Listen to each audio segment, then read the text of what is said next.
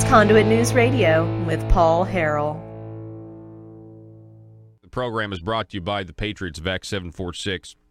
They're on a mission to educate the people of the state of Arkansas about the realities of constitutional carry, the fact that you don't need a permission slip to carry a weapon, and the fact that Act 746 in Arkansas decriminalized the possession of a weapon, increased the burden of proof to the point where they've got to be able to prove that you were carrying that weapon with the intent to unlawfully use it or employ it against another person. It's an incredible law, an incredible development, and yet it's still taking a long time for the Arkansas State Police to, to acknowledge it. And then we have the Governor, Asa Hutchinson, who tries to claim that we have constitutional carry, gets the definition wrong, and then says, but check with your local prosecutor to make sure, essentially promoting some sort of Wild West type of government where we don't have an expectation of what the laws are from one part of the state to another, which is just really bad government, no matter how you look at it. Welcome. To talk more about this and Patriots of Act 746, we have, once again, Mr. Tim Loggins is with us. Tim, thanks so much for coming back on, sir. Good morning, Paul. How are you, sir? I'm doing good. And how you're heading up the Northeast Arkansas chapter of Patriots of Act 746, and that's been going pretty good for you, right? Yeah, we've been doing pretty well. We're up to almost 1,000 members now, and we started this group in late November. So from November to now, we've gained 1,000 members almost. And you started it because, I mean, it's a 12. I mean, the group's 12,000 strong. It's a lot of people, but there were already plenty of participants in other parts of the state, Western Arkansas and elsewhere. It just was kind of lacking over here in Northeast Arkansas, right? It was lacking on participation, Paul, in Northeast Arkansas. We were kind of lagging behind the times, and having a regional chapter allows us to focus on issues that are happening, in our hometown, not just all across the state. Most of the members are still members of the main page, but this lets us focus and concentrate on our elected officials here and issues that arise here. Yeah. And so check them out, folks. Go to Facebook.com and just, in your account there, you can search for Patriots of Act 746. It's a closed group, but ask to be a member. And it's really a great tool to get educated, and a lot of patriots that know a whole lot about what's going on, not just about guns, but about a bunch of other stuff going on in the state. So, Tim, I wanted to talk about this opinion that a lot of people are waiting on. Now, this is, a lot of people don't know this, but Senator Linda Collins Smith wrote a letter to Attorney General Leslie Rutledge. And this letter asked Leslie Rutledge what? You go ahead and tell us. A pretty simple request for an opinion. It basically what it said was she wants to know what law mandates that you have to have a concealed carry license to carry concealed, and in the law, what punishments prescribed if you carry a weapon concealed without that permit. Very simple. What is the punishment if you do? Exactly. And so the answer to that is what, according to you, Tim Loggins? I mean, the law is pretty clear. The answer is there is no law that says you have to have a concealed carry permit to carry concealed, and there is no punishment in any Arkansas law for carrying a handgun concealed without a license. It doesn't exist.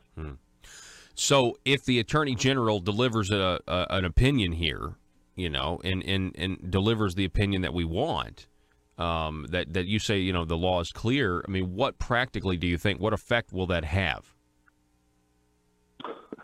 If the Attorney General says anything other than what I just said, Paul, she's writing law. She's not interpreting it. The law says what it says. It doesn't say what it doesn't say. The governor said that, of course, it makes sense that you must have a permit, but making sense is not the law. And the law is pretty clear. I mean, let me read you right quick on 573-120, which is what we call Act 746. A person commits the offense of carrying a weapon if he or she possesses a handgun, knife, or club on or about his or her person in a vehicle occupied by him or her, or otherwise readily available for use, with a purpose to attempt to unlawfully employ.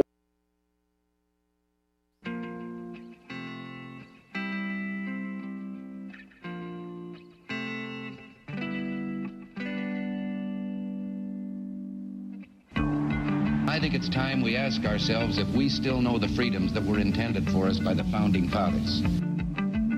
They seem to be in full-scale retreat from spending cuts and are talking about raising people's taxes again. And I have only one thing to say to the tax increasers. Go ahead, make my day.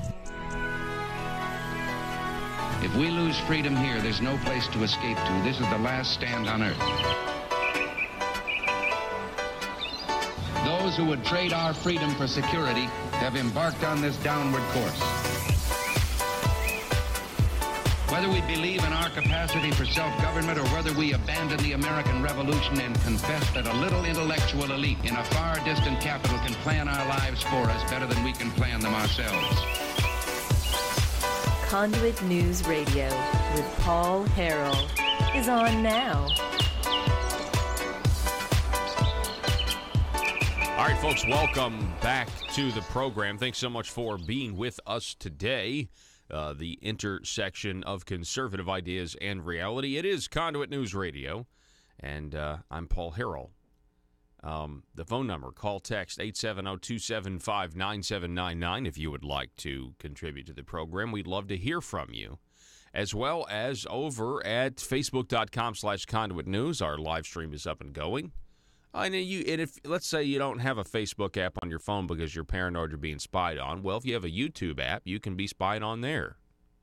And you can go to the Conduit News YouTube page, and you can watch the program from your YouTube app because we're live there as well. So, yeah, and subscribe while you're there. Why don't you? Yeah, that's a great point. That's a great point, Joe. Okay, so what do we have on the show today? Well, at the bottom of this hour, we will be going over two stories. One from the 10thamendmentcenter.com discussing a bill that was signed by the governor of Florida, Rick Scott. Oh, by the way, did you hear Marco Rubio's not going to try to campaign for Rick Scott's reelection over the Democrat senator down there in Florida? Because he's got a working relationship with him.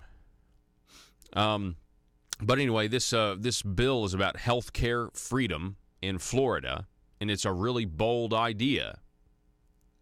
And if people wanted to give more freedom of choice in health care, this is a policy that Arkansas should pursue. We'll talk about that.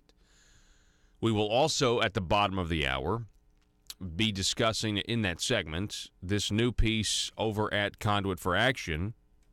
The headline, While Little Rock Burns, goes over the list of people who are either being prosecuted or have pled guilty of crimes, public corruption crimes. And it's a very, very, very good piece. Then at the top of the next hour, 7 o'clock, we'll be talking with Senator Brian King. In the bottom of that hour, we'll be talking with Senator Linda Collins-Smith. But let's start the show today with this piece. Bill Bowden reports on Jan Morgan, gubernatorial candidate Republican Jan Morgan, and how she was speaking in front of a group, a couple days ago, and she was talking about the enhanced carry law, and she called it, quote, a disaster, end quote. And that actually is the headline here. Governor Hopeful says Arkansas's enhanced carry gun law is disaster. Now, this is something that's, we were talking about this yesterday, as a matter of fact, and we've talked about it a bunch, but I was there.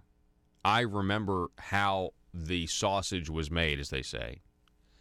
And I will tell you that this was absolutely this whole bill was started out maybe decent. Charlie Collins' intention, decent. We interviewed Charlie Collins when he was trying to it was a very simple bill. If you've got a concealed carry license, not an enhanced, none of that. Nobody was even talking about enhanced, none of this garbage. It was just, if you've got an existing concealed carry license and you're a college professor, we just want to give you the right to be able to carry. And apparently that was too broad. And it was going to, it was going to make our campuses turn into the wild, wild west. And there'd be people shooting each other in the quad. And that's what people thought. Or at least that's what the left thought. That was the criticism. Everybody was terrified, right? No, not everybody. Only the people at the Marble Palace were scared and were buying into those kind of ridiculous talking points. Asa Hutchinson was buying into them because they were his talking points. And so there was a political calculation made to not do that, to not do what the initial intent of the bill was, which was very simple, that it would have fit into existing law much easier. And instead, in order, and I'm telling you this, in order for Charlie Collins to get a bill passed and actually, quote, do something, you know what I'm saying, like actually get something done, State Representative Charlie Collins allowed them to essentially completely change his bill to where now we have more red tape, more regulations, and a new standard in order to be able to carry in certain places. And that standard that is, a lot of people can still opt out of, by the way. And yet they call that, and Asa Hutchinson himself calls that, an enhancement of Second Amendment rights. And this was so frustrating. Really, I think the whole week, maybe the theme this week has just been the problem with the divide, or the issue, the cause of the divide between the Republican Party, your establishment Republicans, and your limited government Republicans. If we don't assume worst motives, which I do all the time, but for the sake of argument, if we don't assume worst motives like they're trying to intentionally deceive us so that they can amass political power, if we don't assume that, the base cause is that we can't agree on the definition of words and phrases. So when you say enhance Second Amendment rights, the base says, oh, you mean there's less obstacles to me carrying a gun in public? No, that's not what enhanced Second Amendment rights means if you're Asa Hutchinson, right? And so that is the rift, is what are the definitions of words? And people just get to throw these words around to amass political power. And it's what conservatism means to Asa Hutchinson when he says, we're moving the state forward in a conservative direction. Well, that sounds great. And if you don't research it, you say, all right, he's using my buzzwords. He's using the words that I think I know what that means. But it doesn't mean that way to him. And we actually have a record of Asa, and we know how he really believes. The top of it, anyway, I just wanted to give you that backstory, that this was a disaster of a bill. Jan Morgan is exactly right. It was a disaster. I was there. I saw the whole thing. I saw the revisions. I saw the amendments. And then, I saw the fact that they were, they got the National Rifle Association on board with this garbage bill. And then the National Rifle Association immediately opposed Asa Hutchinson, what the left hand was doing. At the signing of the bill, Jonathan Dismang, the president pro temp of the Senate of this particular bill, they were like, what about universities? What about the SEC? What about the NCAA? And they're like, don't worry.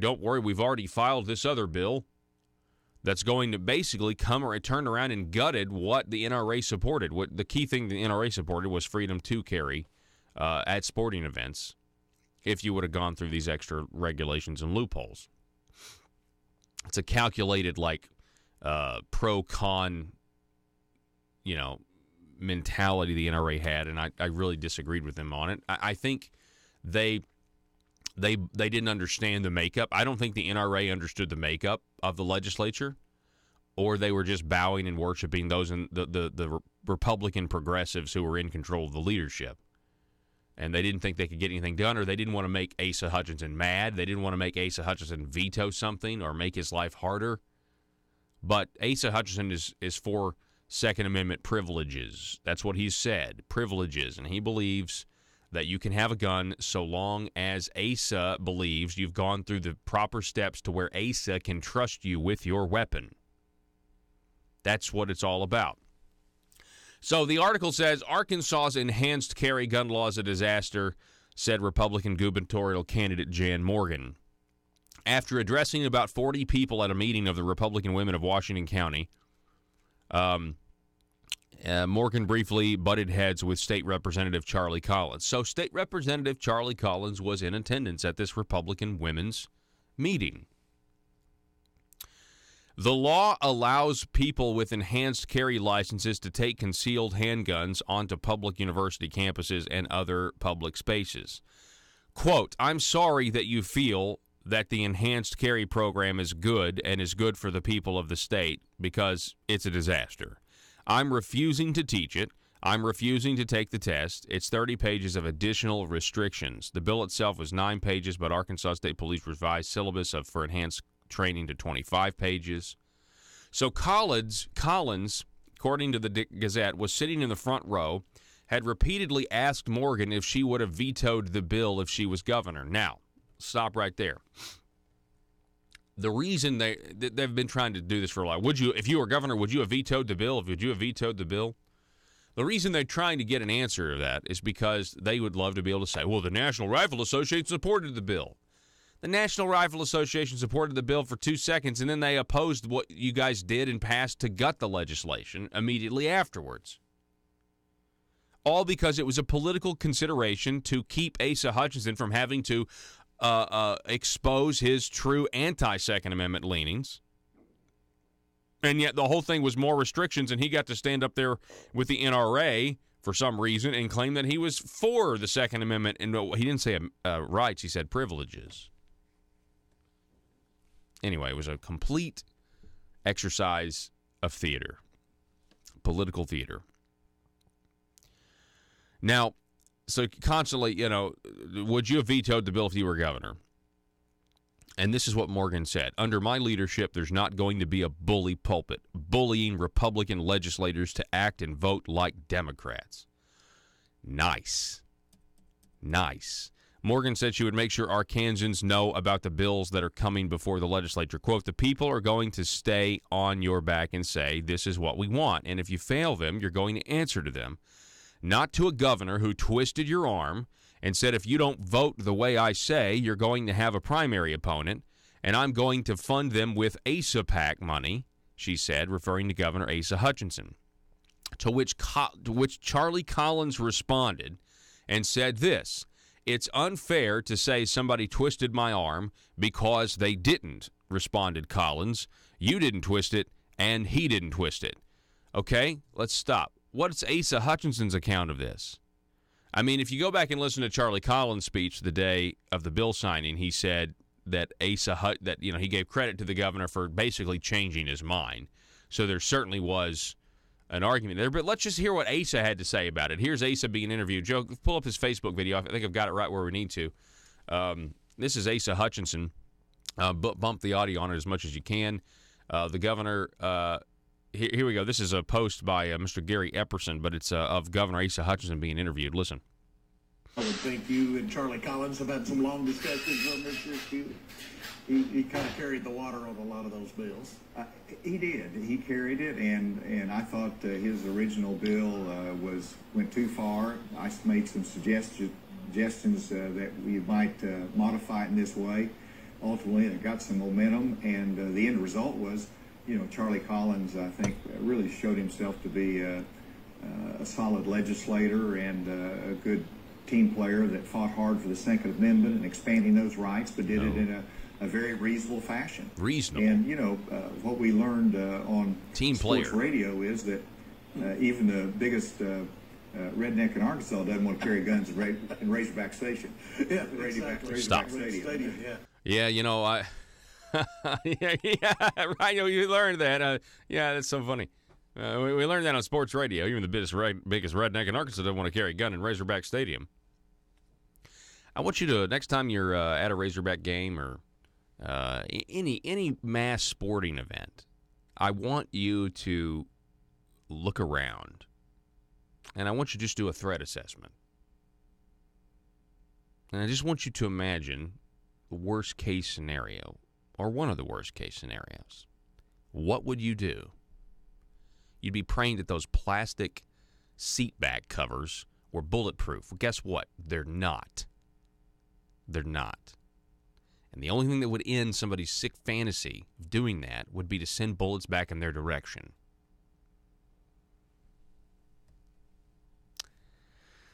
Anyway, well, let's analyze this. So what do you think? Was Charlie Collins' arm twisted? He says no, but then listen to the governor's description of that. The governor's description is, well, he's reasonable. We stood up for the Second Amendment right in a reasonable way. He proved himself to be a good legislator who is a team player. Now, that is Governor Hutchinson telling you exactly what I'm telling you. That's Governor Hutchinson telling exactly what I've described to you, but in just a little bit, softer way. Yeah, more in veiled terms. That he's a good player. What he's really saying is, if Charlie Collins had wanted to, he could have raised a stink. Charlie had been working on this particular concept of just making college campuses safer for 6 years, 4 years, several terms. You only get a shot at this once every other year. And so he'd been working on this for a while. And if Charlie had wanted to, what Asa would have said was, you're not being a team player. But no, Charlie would have been like, no, I believe in the Second Amendment right instead of making in the enhanced carry, which is more regulations. Why don't we use the existing apparatus, which is you have, the perception is you got to have a concealed carry license. You don't have to have one, but that's the perception. In that framework, why don't we actually just make people more free? And you could have made that argument that people who already had gone through and gotten their permission slip, if you're a college professor, you can carry on campus. That would have actually been more freedom. What we have now is less freedom because you have more obstacles in your way to exercise the right. And that's what they don't understand. And that's what's so frustrating. Again, not assuming worse motives, which, again, I do all the time because I do think people are actively trying to deceive for political gain. That's what I think. But just getting that out of the way, we have a serious problem in the Republican Party or the conservative movement agreeing on what the definitions of words and phrases are. We're expanding Second Amendment rights. That sounds great. I'm all for that. But what you did is not expanding Second Amendment rights. And again, political calculation, they bent over backwards and destroyed that bill. And that's why that bill is so bad today. And they're rolling it out, and the Arkansas State Police is ignoring the parts that they need to ignore because it would destroy the instructors.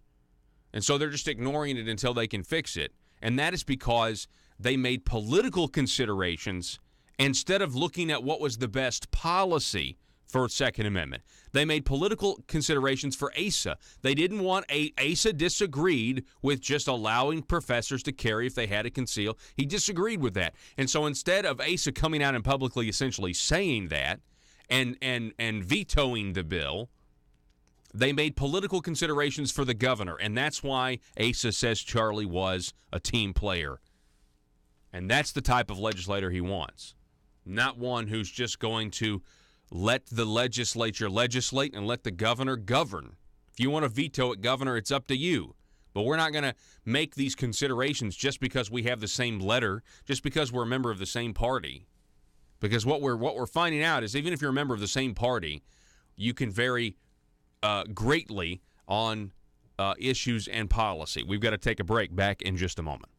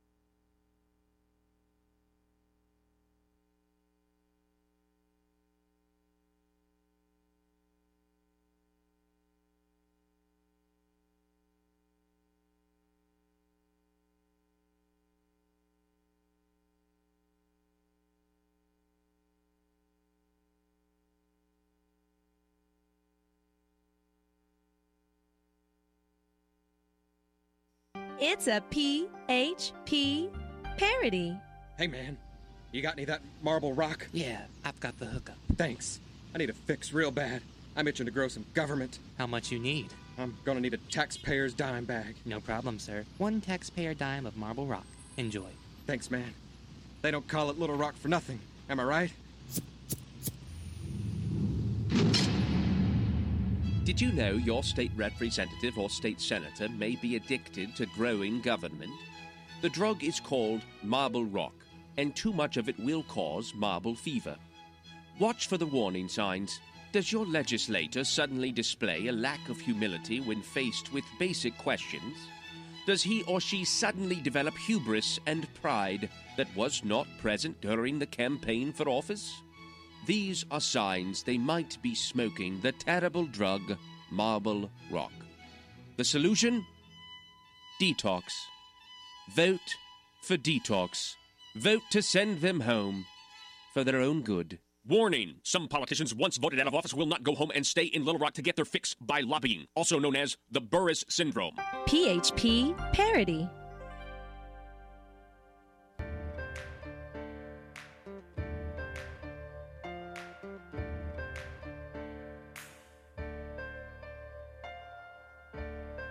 Bringing you your daily dose of truth. It's Conduit News Radio with Paul Harrell. Anybody out there who subscribes to Netflix, you're going to want to hear this.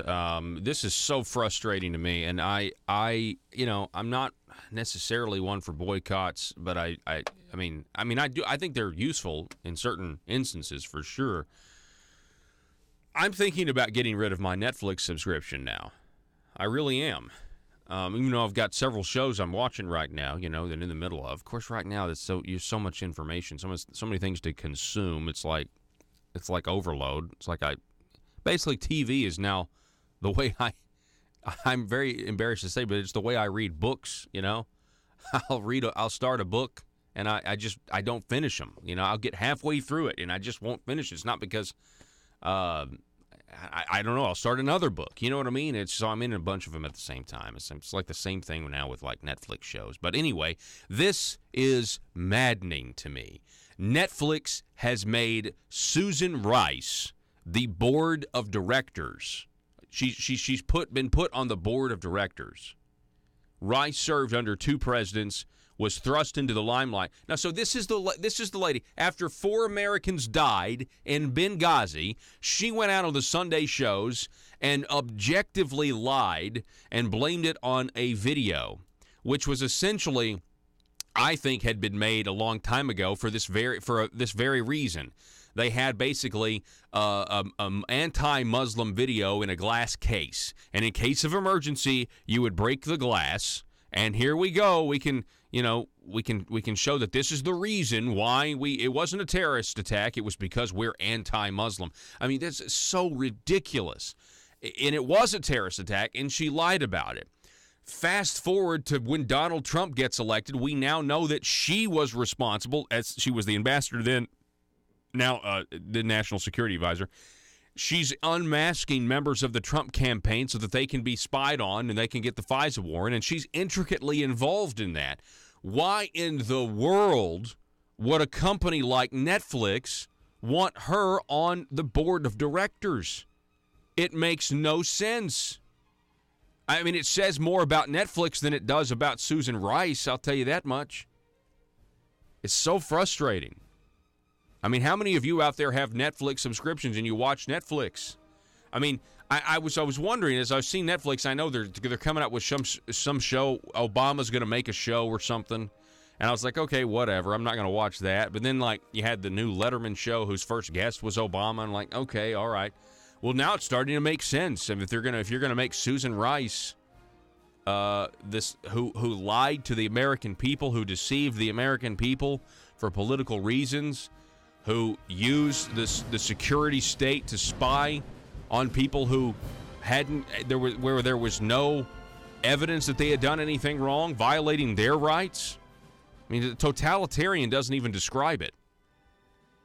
They've got Conduit News that is on multiple stations across the state. It's pretty much an attack machine on what I'm trying to accomplish in this state, and their message is getting out, and no one else's message is getting through.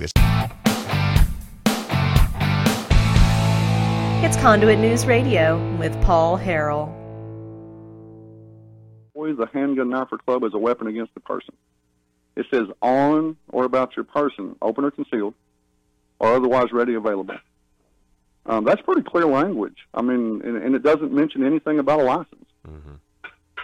And if you look at 573, 301 through 324, that's the laws governing, the concealed handgun permitting. Nowhere in there does it say you have to have a permit. It doesn't. It's just not there. So I really appreciate you boiling it down like in its most simplistic form, and I know the audience appreciates that.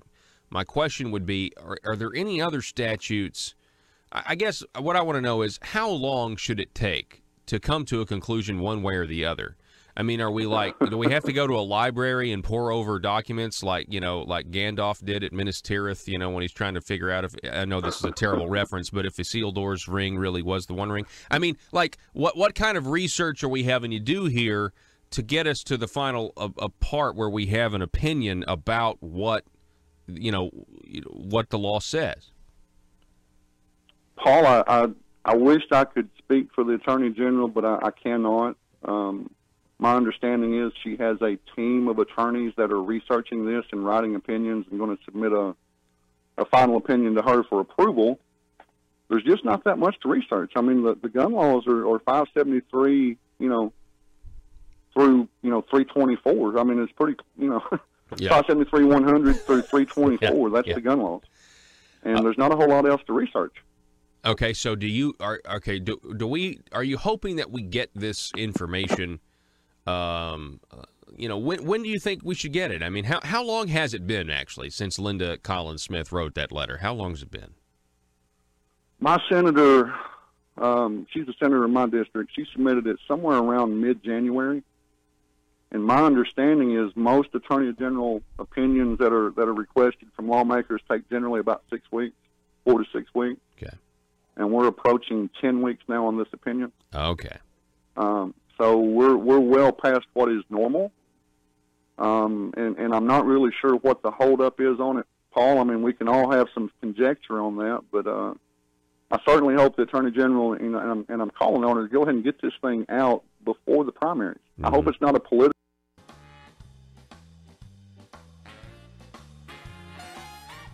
Determined to drain the swamp in Little Rock, it's Conduit News Radio with Paul Harrell.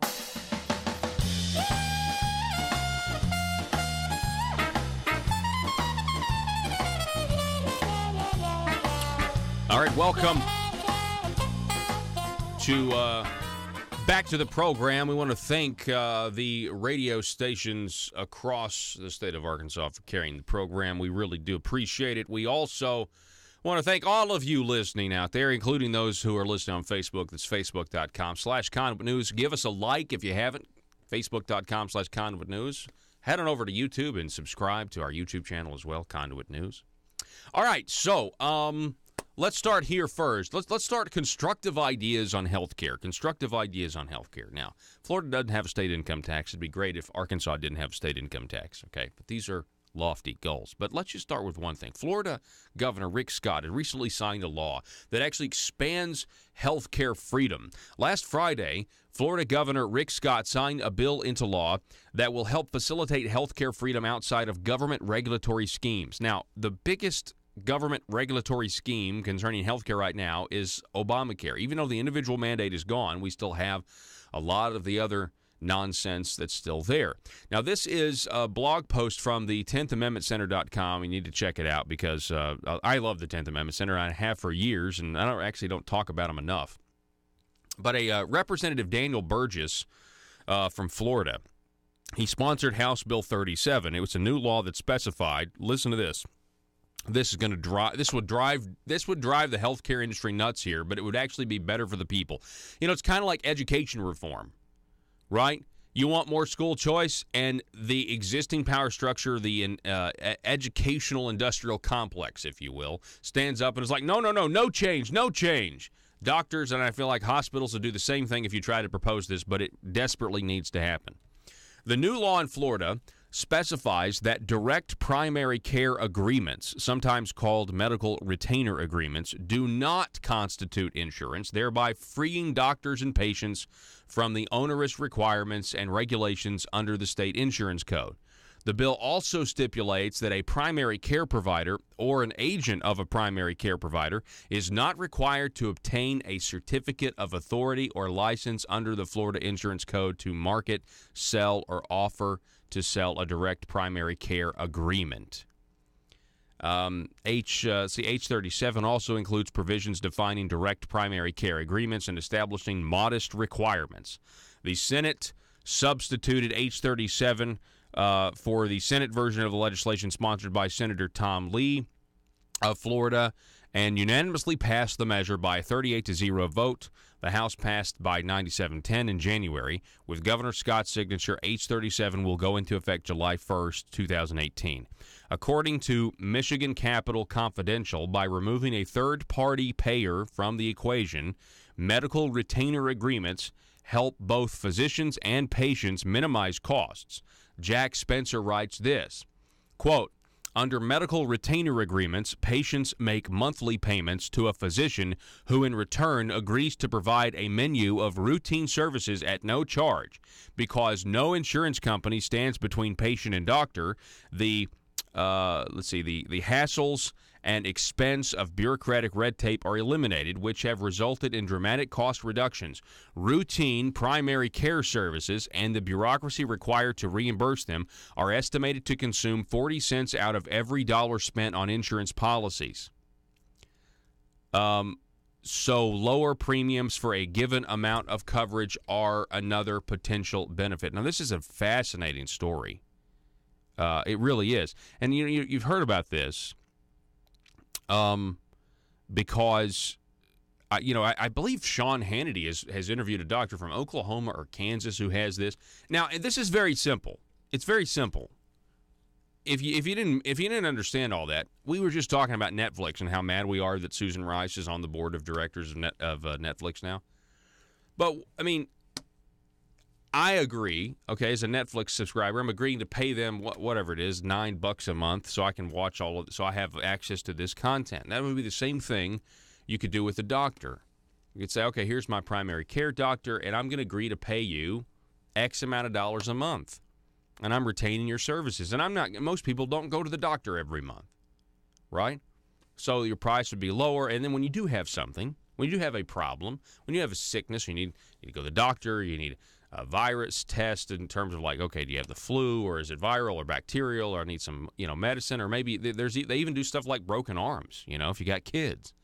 And it can be much lower, much cheaper, because then the doctors essentially, you could have a scenario where you have what would be the equivalent of like a run on the bank where everybody gets sick at the same time, but you're still churning that monthly income, right? Every month if you're that doctor. And it really, you talk about a free market, it really would go a long way to try to restore the free market. What a bold idea. I just imagine the heads that would spin over this if you tried to institute something like this. But anyway, so it's a fascinating idea here. And let me 1 second look at this. And hang on 1 second. And so this is an Arkansas bill similar to Florida. Yeah, so we may have, we need to look at what exactly the Arkansas law says, because Arkansas may already have a similar law like this, which is really interesting. So, but anyway, the point is there are good ideas out there, and we just need to capitalize on them. You know what I mean? So, all right. So, moving on, that's 10th Amendment Center. Check them out because it's the 10th Amendment, right? The rights, if they're not specifically delegated to the federal government, the rest of the rights are reserved to the states or to the people. All right. So moving on, conduitforaction.org. That's conduitforaction.org. While Little Rock burns. All right, so here we go. You ready for this one? Let's go down the list. Let's talk about ethics. Let's talk about corruption. Let's go down the list. There is an epidemic of public corruption in Arkansas. It is hard to keep up with all the news stories of bribery, fraud, and corruption. Here's a partial list of Arkansans who recently were found guilty, admitted guilt, or are subject to prosecution. Number 1, former Representative Micah Neal. Sorry, I needed a sip of coffee. Former Representative Micah Neal, Republican, pled guilty to taking kickbacks for directing the award of grants. Former Senator John Woods will be going to trial on similar charges in April.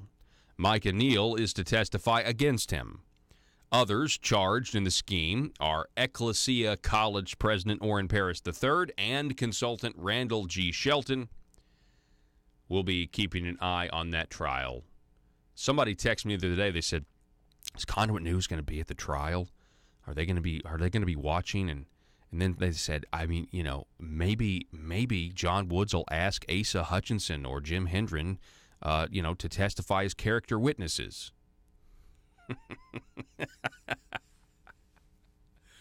Boy, don't you know that would be a riot.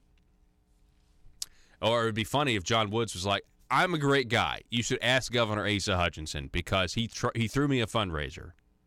He threw me a fundraiser and showed the invitation." Yeah, Asa's in the courtroom like, no. The press is here, John. What are you doing? Oh, yeah, that'd be great. Okay, so Senator Jake Files is the next on the list. He resigned this year after he pled guilty. Hang on, let me back up. So that's former Representative Micah Neal, Republican. Former Senator John Woods, Republican. Senator Jake Files, Republican, resigned this year after he pled guilty to bank and wire fraud and money laundering. His actions included taking state grant money for himself. We get to the first Democrat. Former state senator and lobbyist Eddie Cooper pled guilty with others in a scheme to embezzle more than $4 million from Preferred Family Health Care. Jefferson County Judge and former Senator Hank Williams, Democrat, recently admitted to taking $100,000 in bribes. Wilkins resigned as county judge of Jefferson County. Bribes to Wilkins during his legislative service are alleged to have come from lobbyist Rusty Cranford, which brings us to lobbyist Rusty Cranford. He's been charged with a multi-state bribery scheme on behalf of his health care company. He has been mentioned regarding the Arkansas grant money bribery scheme. He is also accused of attempting to hire a hitman to kill a witness in New Jersey.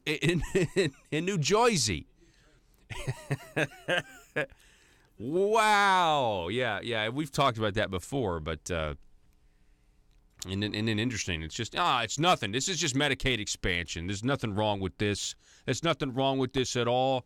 It was just, we're going to give some money to healthcare companies. We're going to give some money to nonprofits. We might kill a guy if he tries to turn state's evidence against us. But it's no big deal. Yeah. I'm telling you. This is that right there. I'm just saying the fact that in the FBI, they say they got recordings of him trying to contract kill this guy in New Jersey. I mean, it's like it is as bad as we've been saying it is, but it's so much worse. It's like so much worse. And this is the scale of, human vulnerability, ability to fail, ability to, and that is why the government must be limited. Don't you get it, folks? Don't you get it? You're never going to stop the Rusty Cranfords from trying to kill somebody in New Jersey, right? The only way to curb it is to decrease the amount of power these people have. And the only way to do that, from my standpoint, is to cut off the amount of money going to fund the government. We could talk about policies. Well, the government shouldn't pick winners and losers. I'm good with that. Let's talk about policies. I'm good about talking about laws to prevent it, right? But you know what's easier? They can't influence people if they don't have money. The government can't pick winners and losers if they don't have the money to do it. So they have to be cut off. And we, the people, are electing representatives and senators that ought to be doing that, shrinking the size of government. On the moral high ground of we know that there are people and human beings who will try to dominate other men with force. They'll use leverage. Gosh, they'll use leverage. I mean, you wouldn't believe it. I mean, you wouldn't believe some of the stuff I know in terms of just these little, it's like a little benign appointment here or appointment there, but the ripple effects that it can have in other places. I mean, the strategy that goes behind some of these people's moves, the calculated, it's just they worship power. And, I mean, and I've seen it firsthand, and I'm seeing it right now. The lengths people are willing to go. And, yeah, I mean, we can say, yeah, well, attempted murder is a lot worse than that. Yeah, I got that. But I'm going to put it all under the umbrella of the human condition and human corruption. And I'm going to say that is why these people who want to pass laws that we all have to live under, that's why the government must be small in what it has to do, in its scope and its size and its mission, because when it grows, you do not become an immortal, infallible being once you get into elected office. Clearly, look at this list. Lobbyist Rusty Cranford accused of attempting to hire a hitman to kill a witness. The lengths people will go when they're at the end of the rope. Former state representative Steve Jones, Democrat, who became a state employee of the Department of Human Services, was also found guilty of taking bribes from Ted Sewell. Also convicted in the scheme was Philip Carter, a former West Memphis city councilman and Crittenden County juvenile probation officer. Then we have Ted Sewell, who operated a behavioral health company, was convicted of fraud and bribing Steve Jones. Then we have former Judge Mike Maggio, was convicted of taking bribes to lower an award against an Arkansas nursing home. Then we have state employees and supposed providers of meals to poor children. There's been at least 13 people sentenced in a multi-million-dollar fraud case involving money distributed by the State Department of Human Services, which was supposed to pay for programs to provide meals for poor children. At least $13 million in fraud has been uncovered. The federal investigations into Arkansas corruption are ongoing. The sad fact is we may see more names added to the list. I said earlier in the week, one of the reasons I kind of feel like Senator Jim Hendren, when he was elected to be the president pro temp of the Senate, the governor's nephew, he said he's going to focus on ethics and restoring the integrity of the institution. I'm just thinking, what does he know that's coming down the pike? How bad is the reputation of the Arkansas Senate going to get? I think it's going to get worse. Major ethics reform, Conduit for Action Rights, for public officials and lobbyists were adopted by the people in 1988. Then, following a number of public corruption cases in the 1990s, the Arkansas legislature responded with more restrictions and disclosure requirements intended to shine light on the actions of public officials and lobbyists. Unfortunately, loopholes were built into some of the restrictions. Plus, for years, the legislature has been busy chipping away at ethics requirements, creating loopholes, and protecting their cozy relationship with lobbyists.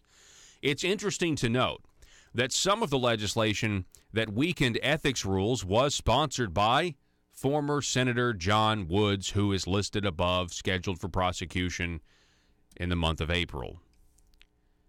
Even before the recent flood of corruption cases, the alarm bells should have been going off because of continual public corruption cases. For example, in 2015, President pro temp of the Senate, Paul Bookout, Democrat, pled guilty to wire fraud in converting campaign funds to personal use, and Treasurer of the state, Martha Schaffner, was convicted of taking bribes. She was receiving kickbacks, no joke, in a pastry box. Governor Asa Hutchinson likes to remind people he used to be a U.S. attorney. With his background as a federal prosecutor and there being so much corruption in Arkansas, where is the governor's package of legislative reforms to curb corruption? As of today, he doesn't have one. Both the governor and the legislature love to create task forces to study issues. So where are their task forces or legislative committees analyzing Arkansas's public corruption cases? Where are they?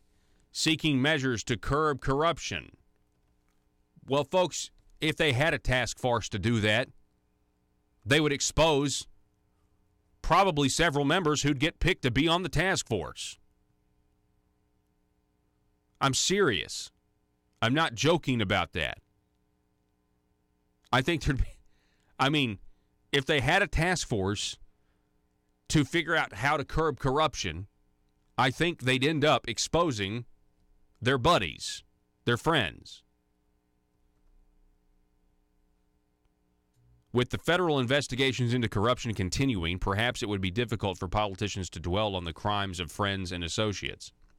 2 Republican state senators stepped up and did try to pass ethics reform in 2017, but the governor didn't lift a finger to help the senators, and the Arkansas legislature turned its back on the reform effort and failed to pass either measure. There were 2 measures, one from Senator Brian King.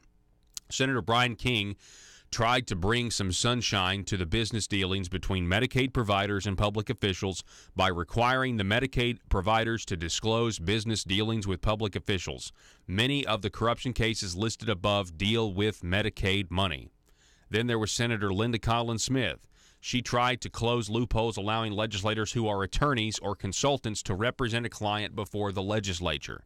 It would have required disclosure, and a lot of attorneys would have been swept up in who are legislators or consultants that you guys are making money to pass bills for special interests, which you can't do. But for some reason, if you're an attorney, there's a loophole. While Little Rock burns with corruption cases, where is the leadership needed to curb public corruption? As for the 2 senators who filed the reform bills in 2017, they are being challenged by opponents recruited by the governor, according to Conduit for Action. Note, Senator Brian King and Senator Linda Collins Smith have been the target of the governor's wrath for some time because they are principled conservatives who oppose his governing growth. Anyway, finish the rest of the article yourself because we got to take a break. But fascinating stuff here. We'll be back in just a moment. If you're like me, you believe that small business is the heart of Arkansas's economic engine, and it should be viewed that way by the politicians in Little Rock. Conduit for Commerce also believes, like you and I believe, policies that achieve less regulation and lower taxation help small business in Arkansas thrive. Other policies like small, constitutionally consistent government and reducing citizen dependency on government keeps it from growing and expanding its influence on our daily lives. Conduit for Commerce works every day to educate the general public and legislators on these important priorities in the name of Arkansas small business. By the way, contributions to Conduit for Commerce are tax deductible. Log on now to conduitforcommerce.org and click on Contact Us on the right side of the page. That's conduitforcommerce.org. Go there now and learn the facts on protecting small business in Arkansas.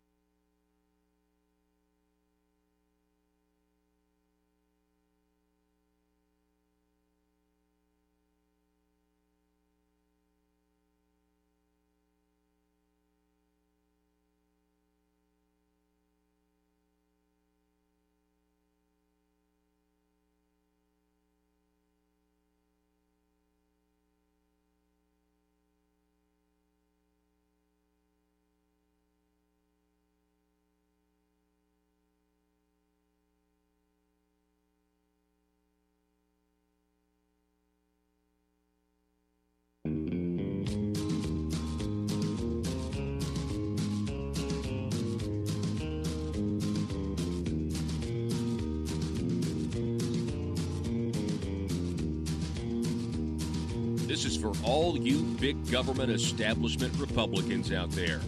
Hope you're listening. I keep a close watch on these votes of mine. I keep my finger in the wind all the time. I vote big government, and you will pay with your dime. 'Cause every time I toe the line. You know, there's always an excuse not to shrink government. It's much easier just to toe that line. I find it very easy to be rhino blue. I find I'm not alone when failing to come through. Yes, big government, I'm a fool for you. 'Cause every time I toe that line. Legislative sleight of hand would be an accurate description. Or you could just say, they can't quit towing that party line. As sure as night is dark and day is light, I'll vote big government both day and night. And act like I'm shocked when it all comes to light. 'Cause every time I toe the line. You know, the phrase toe the line is the equivalent of toe the mark, both of which mean to conform to a rule or standard. You could also call it the status quo. Tax and spend, I'm always on your side. I love writing government checks that I cannot hide. Buying people's votes always turns the tide. 'Cause every time I toe the line. The Oxford Dictionary word histories. The idiom toe the line, from an athletics analogy, originated in the early 19th century. I hope you don't watch these votes of mine. Hope you don't see through the lies and slime. 'Cause I plan on spending with your dime. 'Cause every time I toe the line. You know, toeing the line is what the folks down in Little Rock call progress. PHP Parody.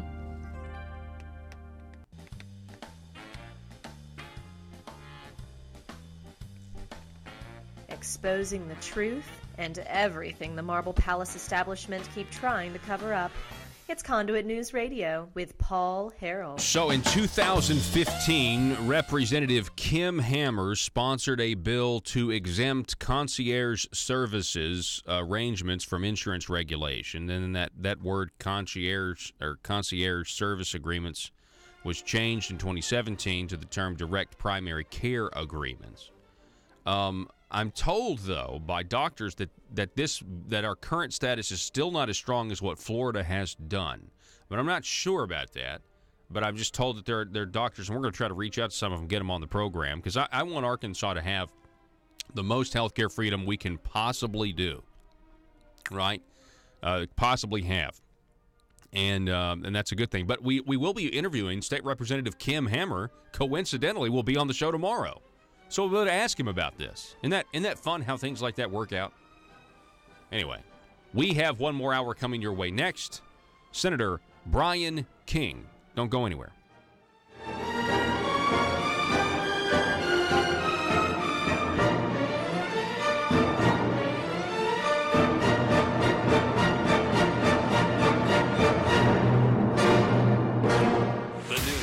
Talk of Northeast Arkansas. This is News Talk 101.3 FM and 12:30 AM KBTM, Jonesboro, an EAB radio station. They've got Conduit News that is on multiple stations across the state. It's pretty much an attack machine on what I'm trying to accomplish in this state, and their message is getting out, and no one else's message is getting through. It's Conduit News Radio with Paul Harrell. Consideration. Yeah, that's a good point. Wow. Okay. Yeah, it does need to be out before the primaries. I definitely think so. We think that would be. You've got Jan Morgan that is saying we're a constitutional carry state, and you have the governor that's saying it's up to individual county prosecutors.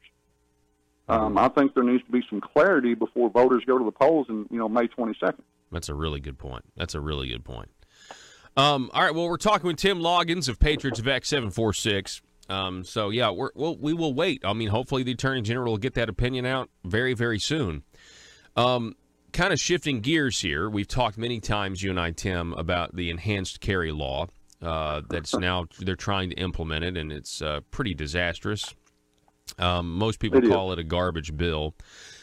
But I have been hearing reports and whispers that the Arkansas State Police is now going to ignore parts of the law that would expose politicians as having legislated poorly, let's say. Are you hearing the same thing? Well, I know that they've extended some of the rules and changed the rules since it originally passed. It went into effect January, and originally instructors had 3 months to get qualified to teach, and now they've extended that to 6 months somehow, and I'm not really sure how they've done that. They now have until June to pass the enhanced portion so that they can continue teaching concealed carry. So that's at least one portion that they kind of changed what the law said, and I'm not really sure how they did that. Well, see, I had heard that they're even pushing it out further now till January. You know. Well, on their site they say June. Okay. Okay. but that, you know, I don't know what they're unofficially saying. And you know, the law says that every instructor must offer that class. And you have a lot of instructors, from what I've heard, said, you know, they're just not going to do it. They'll give up their instructorship before they do that. So practically, what you know, the law I think says shall teach. I don't have it right here in front of me, but yeah, or must teach or shall teach. They're saying that existing concealed carry handgun instructors shall teach the new class, which would mean they have to pass the new, you know, requirements, you know, the enhanced carry training as well in order to be able to teach it. And so, practically speaking, Tim, if they were to enforce the law right now as written, what would most concealed handgun instructors do? Most of them would have to submit their license to teach and give it up. They wouldn't be able to teach the class period. Yeah, so they would basically walk. They would basically just walk and say, okay, I'm done. And essentially the whole, you know, this whole permission slip program, which is good if you want reciprocity with other states. You know, that's one advantage. It is. But it would basically be gutted. If the enhanced carry law was implemented as is, it would have destroyed like the existing enhanced carry culture right now, right? I know that there were some legislators back in December that said they were going to fix this. They attempted to fix it during the fiscal session, and it didn't pass, and that was appropriate because fiscal session isn't the place for normal legislation and normal business. But I think they kind of, you know, a nod and a wink, hey, state police, go ahead and extend this out until we can get to regular session, and then we'll fix it. Mm-hmm. But quite honestly, Paul, there is no fixing it. The enhanced carry is garbage. It does nothing. Did I read where I was reading an article online, Paul. There's like been almost 1,000 enhanced license issued since January. But then the article went on and said, you know, all the places that could put up signs and or give verbal notice that you can't carry a weapon even with the enhanced, and you know, so a sign or the owner saying, hey, don't carry in here does away with that enhanced. And I mean, it does nothing. You're just paying more money for nothing. Did I read where that law says that you have to retreat if possible? Does it stipulate that? Do you know? I do not know that, Paul. I haven't read that part of it. And quite honestly, that law is so cumbersome to read. That's another reason that the law is garbage, because it just added more confusion, and I believe it did that intentionally, to our gun laws. Right.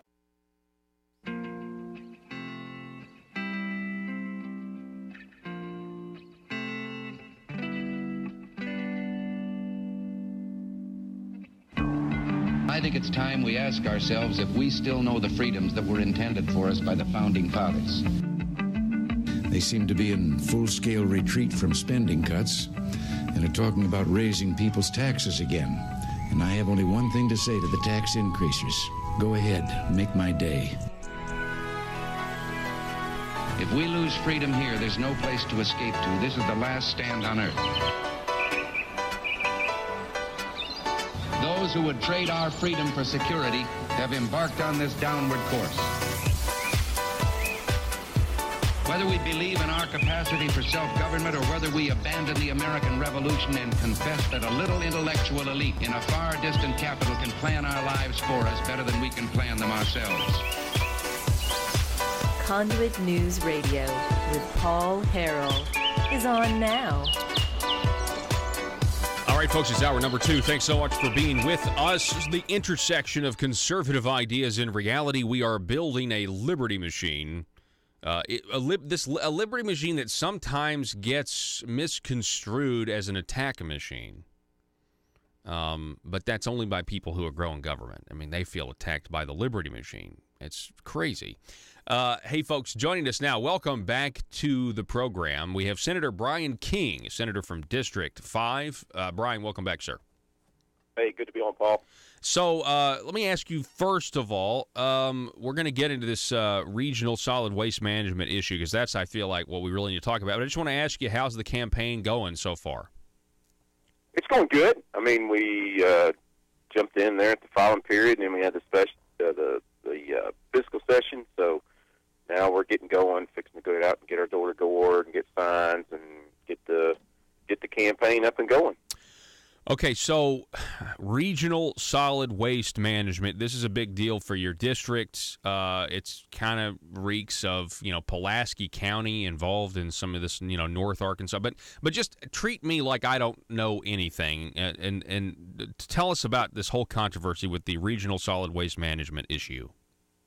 Yeah, and there's a lot of people up here that didn't understand what was going on until they got the bill in the mail from the court action in Pulaski County, of all places, and not up here, where it should have been filed.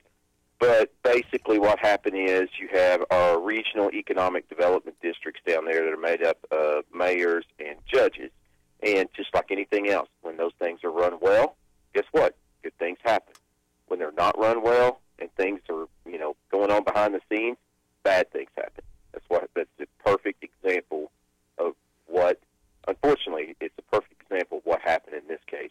So you had the economic development district down there. You had a regional landfill that was needing to be filled because at that time there was not a landfill between basically northwest Arkansas and all the way to Jonesboro. So you had these 6 counties go together and try and do a regional landfill to, the intent was good. Where it went bad is down here at the economic development district. You had a certain block of mayors and county judges and the economic development director who basically steered this off course. And I want to commend people a lot of times up here are saying no one looked out after us, no one knew what was going on. That's not true.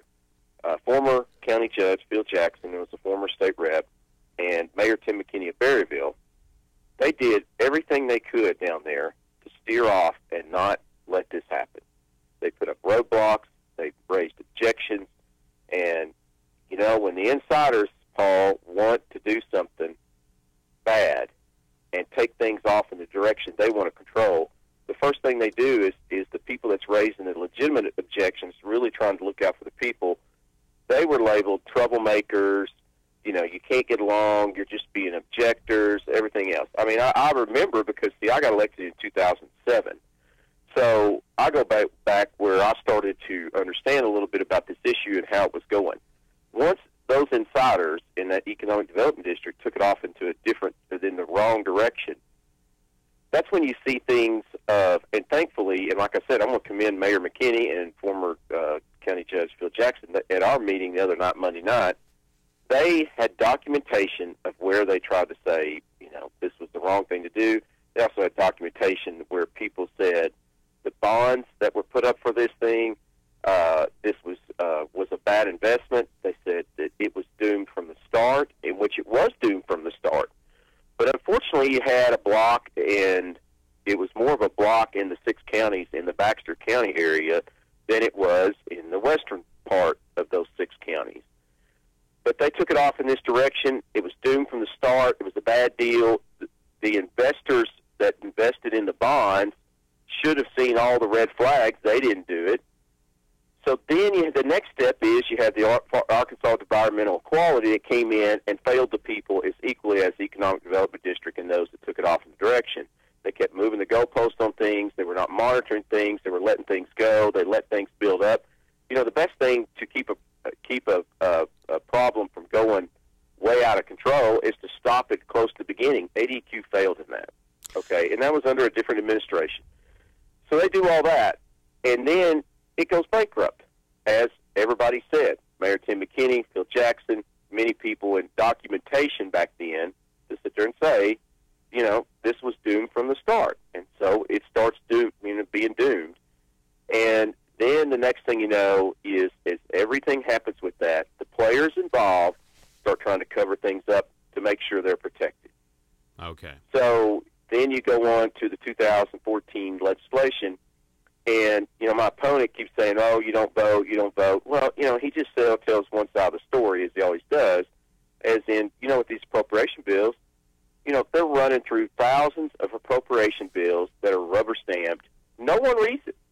I'm like, did you read the bill? No, I didn't. Did you vote for it? Yes.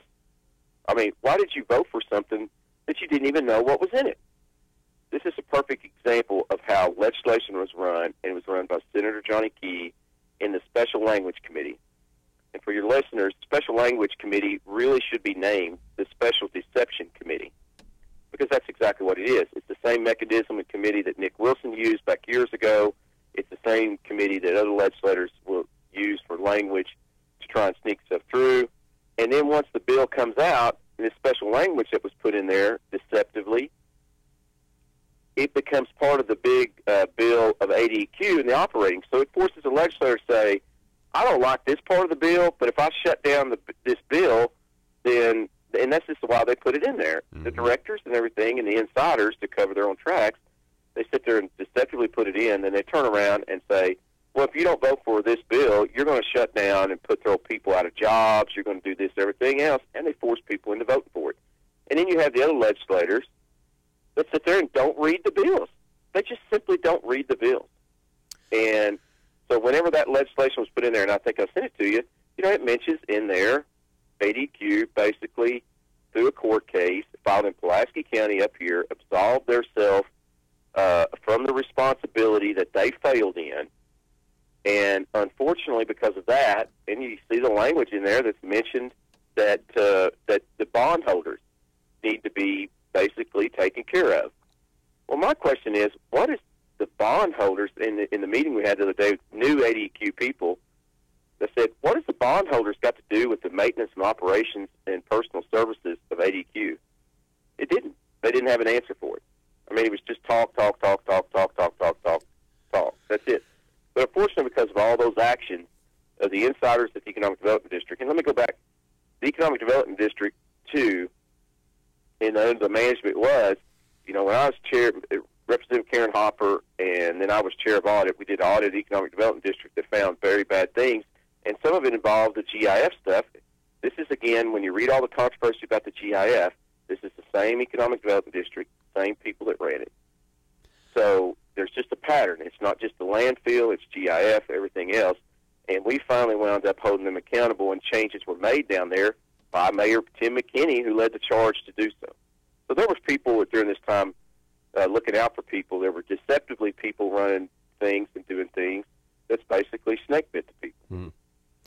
Okay, so all of this over trying to figure out a way to take out our trash and dispose of our trash properly. I mean, you know, that's the I know that may be oversimplistic, but it's like should be a very simple thing. Mm-hmm. And so you have these counties, they get together, they want to do a landfill, so they do bonds. And so a lot of times, we were talking about this the other day, that the people, when you gamble bad, it a lot of times can come back on the people. Now, somebody told me with this whole deal that part of this whole issue, the reason why people are now paying more money and they're getting these bills in the mail, is because, is this what you mean when they did the legislative fix, that they somehow protected the investors, and the investors now have to be paid back?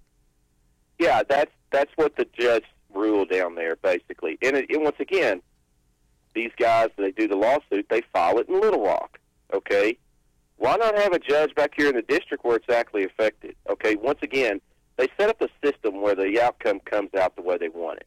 Okay, same way in the Economic Development District, when the insiders down there went around and railroaded the good people that was looking out at people like Mayor Tim McKinney and Phil Jackson. The next step was ADQ messed everything up, so they figured out a way to set the system up with the legislation. And basically in the legislation, it just sets up a fund, and they need to clean it up. Well, they do need to clean it up. But the issue is, Paul, where they set this up is, that should have been a separate issue. That should have not been in an appropriation bill. And whenever you run the legislation like you do, I've got another call on the other line, as you can tell, but that when you run that separate legislation and you do it in a secret way, had they ran it as a separate bill like they should have and not voted and put it in there, as Senator Key did, it would have been a separate issue. It would have been public. The mayor up here that I mentioned that was so involved in this issue, that did so much, was never notified about this. And once again, the legislators don't read the bills down there. They just rubber stamp everything. And then whenever you sit there and say, I'm not going to vote on it, they go, oh, my gosh, you don't show it. Well, you know what? Read the bills and know what you're doing, because that bill has adversely affected the people in my district. Mm-hmm. So, I mean, it just seems like a complete mess. So is there a remedy? I mean, I know people are outraged that they're now paying more money because we had people. I mean, essentially, this was you say there are people that said the investment was bad, the investment was not sound. That turns out to be true. Now your constituents are they're getting bills in the mail, having to pay more money. Is there a remedy to this, or is there no way? It's just what Pulaski County says goes. Well, that's the question. I think that there's some attorneys out there that are looking at filing a counter lawsuit. But once again, they have to play by the rules set up by the legislature that basically looks out after the big money interest down there. So that's going to be tough. But there are some things out there, I think, that could possibly be done. You know, I mean, could they just be for show and trying to make a protest? It's very well possible. Could it be that there's actually something in there that we could do? I think that's probably in the discovery phase right now. But the other thing is, ADQ doesn't need to stick the taxpayers up here for their failure. I mean, that's the number one thing. I mean, the millions of dollars that have to be done for the cleanup and everything like that is the responsibility. Who didn't watch the cleanup? Yeah. Who didn't take care of things? ADQ. Once again, they absolve themselves of responsibility. Senator Key, again, absolves himself of responsibility. He was elected and involved during that time, as I was. You know, I could tell you I was not on the side. I was on the side of Mayor Tim McKinney and Phil Jackson, who wound up being correct. You know, most of these people that controlled that decision were from Baxter County. Yeah. Senator Key's from Baxter County. So I think Senator Key needs to answer a bunch of questions about his involvement, because number one is Senator Key should have had the common decency and respect to not try and put this in special language, the Special Deceptive Committee. He should have put this in a separate standalone bill and ran it out here. But if he had done that, guess what? The mayors, everybody else, the citizens would have known about it, and we would have actually had an open and honest and fair debate. They did not want that to happen. That's why they go through the Special Deception Committee. Yeah, you're right. The Special Language Committee is the Special Deception Committee, and I like that you've coined that term, and I want to continue to use it because that's really where they slip stuff in. And, of course, Senator Johnny Keyes, former Senator Key, he's now the head of the Education Department here in Arkansas. I want to transition real quick because we're going to run out of time, but Brian, you have filed bills, the same bill trying to get this Medicaid disclosure so that we can see Medicaid money if it's going to legislators. And lo and behold, I mean, a ton of stuff has happened since we've talked to you last. Former State Representative Eddie Cooper. You have, Rusty Cranford. And I just want to ask you, did you ever think it would go as far? I mean, Rusty Cranford, according to authorities, tried to hire someone to murder a witness in New Jersey with this whole thing. I mean, it really is like the Medicaid mafia. I've heard that term before. Yeah, that's the term I use, is it's the Medicaid mafia, and that's what I worked so hard to try to expose. It just became down here, you started watching why votes turned out the way they did, why they didn't. It just became, and it all the way back in 2015 is when I filed the first bill. But once again, they sent it to the House Rules Committee to kill it. They sent it to, Legislative Council. It comes up before Legislative Council multiple times. No matter what the headlines are, they they just keep trying to cover their tracks down there. And, you know, Representative Ballinger put out something on the bail bonds vote. You know what? I put out something setting the record straight. You know, here's the thing. My bail bonds vote, real quickly, Paul, number one is I didn't trust either side. Okay, on one side you had, you know, Cooper and Cranford over there representing this association. On the other side you had Representative Ballinger, which I didn't trust because we get back to the Economic Development District, and there's issues of, like, with Representative Ballinger, you know, on the GIF stuff and his involvement with the college and this land deal and everything. So, you know, I'm just saying, I don't know. So I basically said I knew the Sheriff's Association had an issue with it. I said, I went over and above that. I said, I don't know enough about this issue. I said, I just want to be contacted by my local sheriffs. And I did. And I made sure it was in text message, emails. I followed up with them. They reconfirmed that. So I listened to my local sheriffs. And then Representative Ballinger comes back, well, that's no excuse to listen to your local sheriffs. If you've got something nefarious going on or something going on, wouldn't one of the people you talk to would be your law enforcement people? I mean, that's how crazy this has got. But it's just desperation politics. I mean, it just, they have to do it. But back to the Medicaid disclosure, once again, you have this, and then you have some statement out here, we don't know, that 20 legislators have possibly signed proffer agreements of some type, and those are some type of legal agreements. I can say I'm not. I can say with the GIF scandal coming up with the trial that's coming, I don't have to testify in that. You know, I mean, we sit here and time again, Paul, it's just like what I said about county former Judge Phil Jackson, Tim McKinney. They were raising concerns. We were raising concerns a long time ago, okay? Long time ago about something's going on and everything, but they kept covering it up. And this last session, me and Josh Miller, go back and watch the video. I'm telling you, you know, once again, know who was supporting this and know who wasn't. And now we're finding out why and why more and more. Yeah, and that's the thing. I mean, I did see the Facebook posts and stuff, and it was this attempt to, you know, bring your name up and Cranford's name up in the same sentence, so I've been following exactly, you know, what you were just saying, and I just thought, well, that's really strange considering you've tried, you know, 4 or 5 times. The one, that would have exposed and all this connection. Had that bill passed, everybody would have known what we're now finding out, and you know, I also think it's odd that what we know right now is only because of Missouri law enforcement and prosecutors. You know, Arkansas's prosecutors have been pretty quiet on this.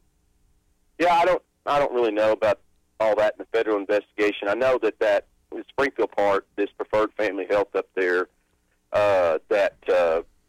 you know, is out of Springfield, so I think that's where a lot of it's centered. I mean, so the investigation on the GIF and stuff is a lot down here in Arkansas, and we have a trial coming up, and we're there'll be documents. Listen and know who was involved with it. Yeah, that's exactly right.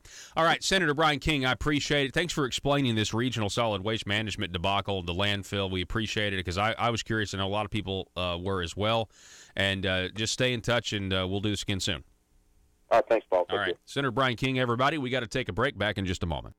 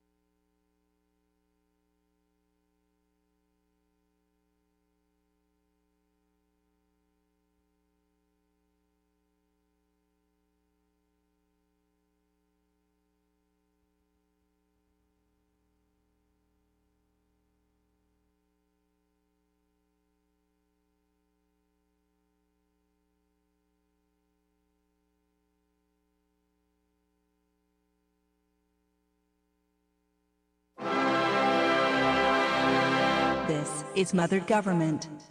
My people, the promised revenue gathering to fund my motherly goals, such as the Arkansas Works Obamacare private option has commenced. I have asked my representatives and senators to execute my will concerning new revenues from the tires you use to drive on my roads, the candy and sodas you consume and purchase in my stores, and the digital products you download on my internet. Your sacrifices and tributes, which are owed, display a measure of obedience, but there are still collectible sacrifices I require from the people to increase the work and size of our great government of Arkansas. There are two matters left unresolved. 1. I require a general tribute for all purchases made on my internet. Not just digital products, but all products. My dear children, there are those who would thwart my motherly goals of progress. If you see them, please combat their misguided notions of freedom by using phrases like mom and pop, and tax cheat. 2. I still require more revenue sacrifices concerning your consumption of my gasoline. I require your undying loyalty on the subject. Subjects, in conclusion. More revenue is good. Static revenue is bad. This message was brought to you by your stewards, aristocrats serving Arkansas. Thank you, my children, in advance for your required and expected obedience that keeps society safe and prosperous. And always remember, from cradle to grave. PHP Parody.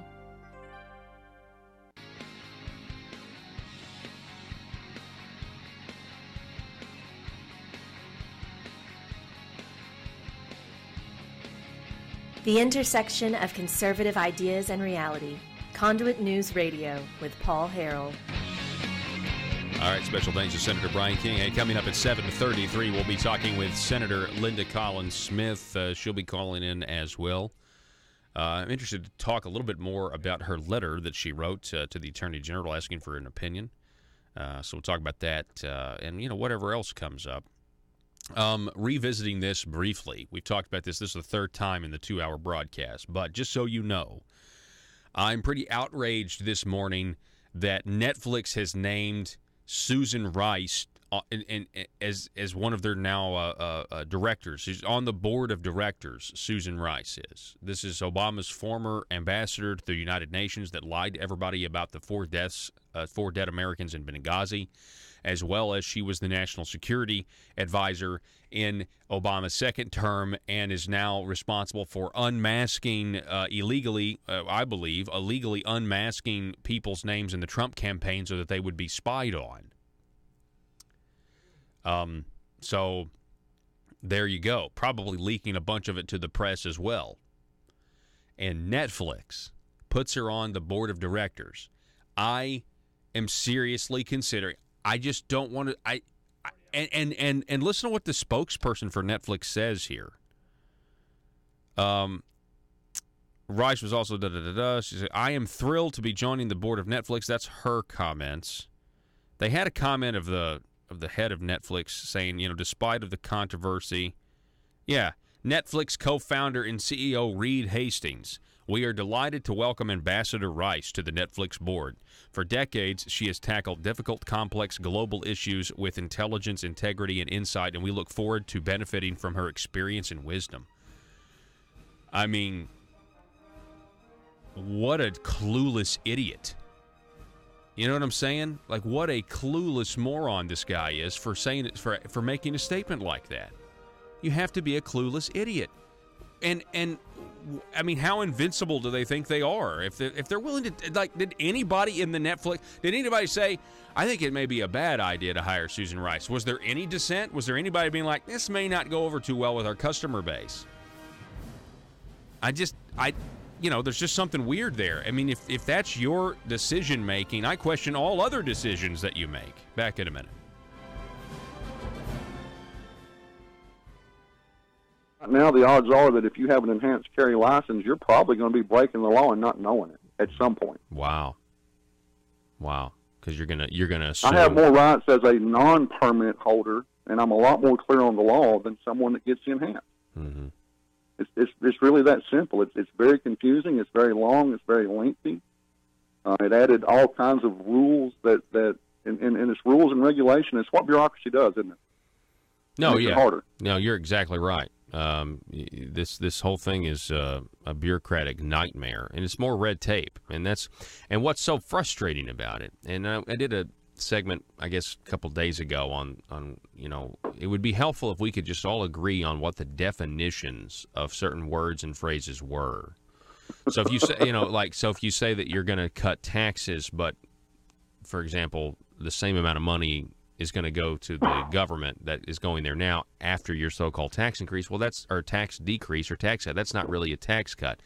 So likewise, if you say you are for the Second Amendment, and you're standing up for the Second Amendment, well, what's the definition of that? Does that mean an enhanced licensing process? Because a lot of people think that that's actually diminishing the Second Amendment, not, enhancing it, to use their language. And so that's the most frustrating thing here is we have Republicans who want to go out and try to get the political credibility of claiming that they're for the Second Amendment, yet they pushed and crafted this bill that has actually made it worse, and it's not promoted the Second Amendment. Well, I want to give you an example of that confusion, Paul, that's directly in the enhanced carry. We read the definition of Act 746, what the law says, 573.120, and it says honor about your person, correct, in a vehicle or otherwise readily available. Well, if you go to State Police website and you look at Rule 7.6, Enhanced License, it says an enhanced license authorizes the licensee to carry or possess a concealed handgun in the building and on the grounds of certain locations. Possession is limited to carrying in the handgun on or about the licensee's person in a vehicle occupied by the licensee or otherwise readily available for use. They took Act 746, what the governor says allows open carry but not conceal, and in Rule 7.6 of the state police's rules, the same definition now says that's an enhanced carry, concealed. And they wonder why we say they're manufacturing confusion.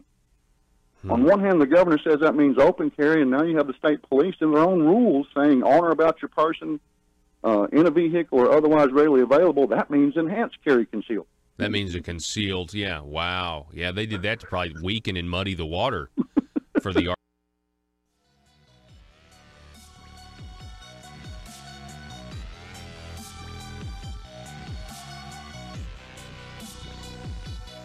Need your daily news fix? Don't forget to tune in to Conduit News Radio with Paul Harrell.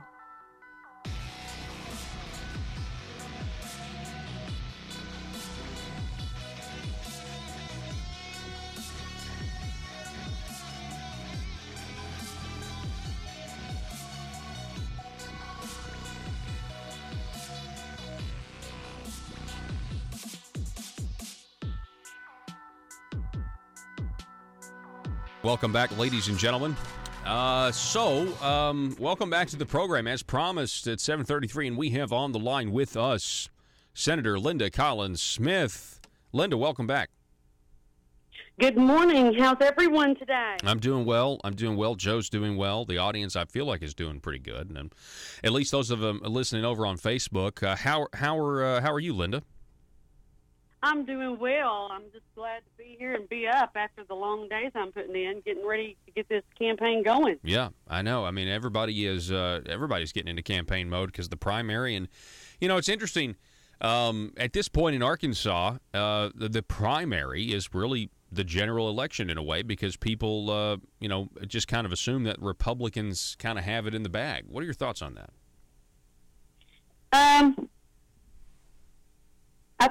I don't know. It's kind of seems a little bit strange this year.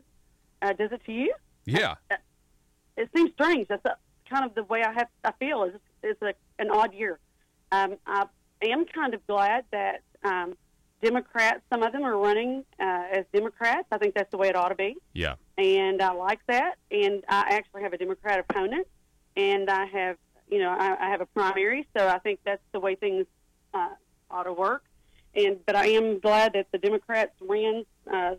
So I think they ought to be proud. They have their candidates running, and I think that's the way it ought to be. Yeah. And I like that. Well, yeah, I mean, anytime you can get clear contrasts is really a good thing. And, what I mean by, I think that the platform of the Republican Party is extremely popular. And so, when we have a lot of these primaries that are going back and forth, or, we got way more Republican primaries than we do Democrat primaries. So, Senator Linda Collins-Smith, I wanted to ask you about this letter. We were talking about it yesterday, but you wrote a letter requesting an attorney general opinion on, this concept of, carrying a weapon. Can you tell us a little bit about that and your motivation again? Well, there's so much. Everyone says there's controversy, and I think there's confusion more than anything. And it creates that, of course, and you're right. But it's very disturbing to me that, that is, I'm older than you are, Paul, and then there are those that are older than I am, and they ask me the question is, can you clear up the law for us? Because I said, well, I think the law is clear. I don't think there is any confusion. I mean, I think it's just people are confused because why aren't they arresting people then? Mm-hmm. They're not out there. The law enforcement are not out arresting people. And I don't understand that. Why is everyone going along and not just? Why are you just carrying your gun a certain way? The law did not. I mean, show me where the law changed. I'm don't make me confused. So I wanted to clarify, to have this law clarified, and I think by making the letter very specific to the Attorney General, so that we weed out everything in the letter, that we say don't answer the questions that you've already answered, and that's the way the letter was written. Don't address 576, don't Act 576, don't address anything else, but very simply the question is, answer us on concealed carry. Where does it say that you cannot conceal carry? And if you do conceal carry, what is the penalty if you're caught concealed carrying? And so answer that question. And of course, I believe that there is no penalty. Yeah. Yeah, well, I know the Patriots VAC 746 would agree with you. I mean, they've got like $1,000 reward if you can find the statute that says, that if you're concealed carrying without a license, that you are, breaking a law, and what's the punishment? What are you supposed to do there? And so I think it's a really a good idea to let's just get it straight. I mean, I know it might not. See, here's the thing. I think some people in positions of power, some, not all, but I feel like they believe that it's going to be unpopular to, just tell everybody what the law is. Tell everybody, this is what the government cannot arrest you for doing this thing because of what the law says. And I just want to get to that. I want to know what the government's going to allow me to do when it concerns carrying a weapon. And I think everybody should have that. Everybody should know that. It should be crystal clear, just so we have a reasonable expectation of prosecution or, not being prosecuted. You know what I mean? Yes, I do. And I think that we have to be, first of all, I believe that I should be able to carry a gun. I always use I cite this all the time. I should be able to carry that gun in my hair if it's thick enough to hide it there if I want to, because it's not. My hair's not. It's like baby fine hair. But I'm just making a point that I'm an individual, and I should be able to carry that gun if I want to, or not carry that gun. But I'm going to fight for your right to carry that gun. And so if you want to carry a gun, don't want to carry a gun, carry it concealed, carry it open, that's your right. Carry it in the truck. Don't carry it in the truck. And so I want to fight for your right to be able to carry that gun. And whenever you look back at when I grew up, and we talk about this all the time, that we carried them in the truck, we carried them to school, they carried them, you were able to carry your gun with you, and you were always on a journey because you were traveling so far, and it was much more, the rural areas that I grew up in. And there was the day, I'm thinking that as I'm older than you are, Paul, and I look at that, and then I'm looking at my fathers and my grandfathers and the way they traveled. I mean, you were alone so many times. And you look back at an article that's very clear, and I'm going to mention a person, and this is very important to me because we've had conversations before, and they're very mature and common sense, but there's intelligence here. David Ferguson wrote one of the best articles that you could even think of. That if people will go read this article, and it was written on February 17th, and it was published in Conduit for Action. Published this article that you need to go read that. But if you will think about this article, it was 2013 before or 1995 when the concealed handgun law passed. So think about that. It was just 1995 that they started doing a concealed handgun law. So think about that. So I want you to think that we've been carrying guns, and then when Tim Loggins with Patriots Act, and I listened to I was not around yesterday. I was in an area where I didn't have phone signal. I couldn't get the program to hear it until this morning. But when Tim Loggins talked about the 746, our law that we passed. Yeah, the enhanced carry. Yeah, enhanced carry. Yes. No. In 2013, not enhanced. Act 746. Yeah. Yes, when we did 746, and he talked and he read that again very, very plainly, and you read that, I cannot see where anyone can misunderstand the laws. And I think what happens is when people turn back around, or we have a letter comes out that says one thing, and you have people get on the news and say something else. When people who have a voice and they stand in a platform in front of the media, and they can say things that are different than what we think the law says. That's very clear, but yet they can say it in front of the media, and you have a legislator that says something different. I think that is a confusion because they think they're the authority versus what is law, and that's the confusion. And people start saying, "Oh, clear that up! Oh, clear that up!" And they see all these different things that are in print. But why aren't law enforcement out there just arresting people? They're not. Mm-hmm. Yeah, that's good. They are not out there arresting people all over the place for concealed carry. Yeah, and I agree. It just, and when you do have incidents, I mean, we do have the rare case that someone is arrested. You have no one.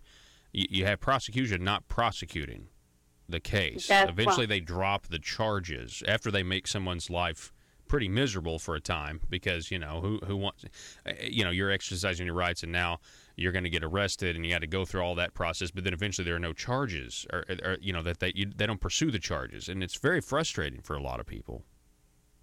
Well, it is, and it's worse than that because sometimes what happens is there are other charges. There's a reason that you're stopped or something, but they'll drop that charge, or they'll add it, or there'll be some, you'll agree to do something else, and that's the part that's probably concerning because what happens, I think, is they'll agree to drop that portion maybe in an agreement somewhere else, or maybe a fine or something, and you never take that part to court. Yeah. That doesn't ever go all the way, and so you don't have that part challenged in court. And that's what we need then, if challenging in court, so we don't go all the way to the next level. We're talking with Senator Linda Conn-Smith. The bill, or the article that you were just referencing by Mr. David Ferguson, was it entitled "Good Intent but a Bad Gun Bill? Support Act 746 instead"? Is that the one you're talking about? No, it is dated on. It says. It was posted on January 17, 2018, and updated on 2/17/2018, and that was. This is dated. Senator says, "Show me the prohibition.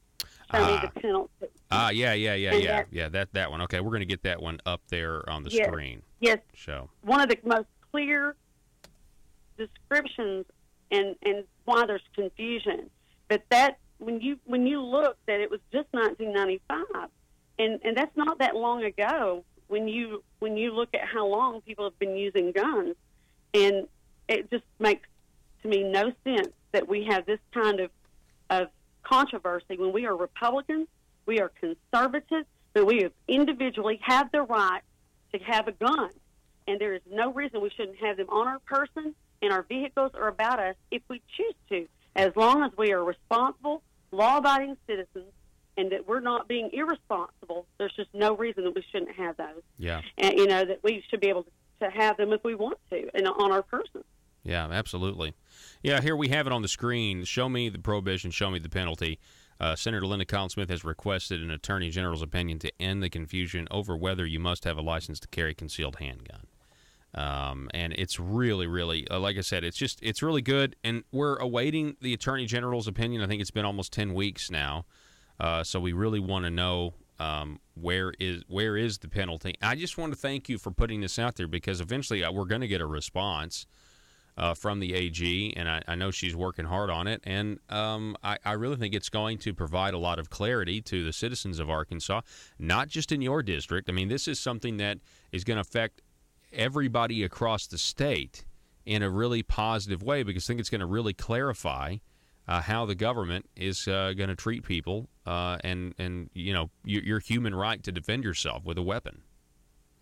Yes, and I want to say something about Mr. Ferguson on this. When I told you, I mentioned, you know, we look at the different years and we look at history when we're talking about this era of history and age and actual life experiences, and then you look at law. And, you know, I think, Paul, telling the listeners who is David Ferguson, I think you should tell them that and his experience, and why not only his age and our experiences of life, and David being even older than I am, but tell them who he is and his experience to your listeners. And he wrote this article, and why this, when I was talking about this and how important this was to me, to ask this question. Tell the listeners who David Ferguson is. Yeah. He's the former director of the Arkansas Bureau of Legislative Research, 32-year career as an attorney for the Arkansas legislature, and after retirement from state service, his primary focus, he writes, has been beef cattle farming. He's also a former officer of Conduit for Action. And so David is, you know, he knows how. Here's the thing: a Bureau of Legislative Research attorney, their job is not to just help legislators craft bills. They also have to figure out how that bill, if passed into law, is going to affect every other part of the code, and you know, if it's going to contradict or not. So it's an exhaustive amount of research. They got to know what they're talking about. And so David, picking up on this letter that you wrote, this requested opinion from the AG, I think he knows what he's talking about. Well, and, you know, is it constitutional? Is it not constitutional? Are we going to have constitutional issues? And so it's a, you know, and then there's just that, when he wrote this is just one of the most clear use of in life. When you think about the timeline in our life of when the change happened. Yeah.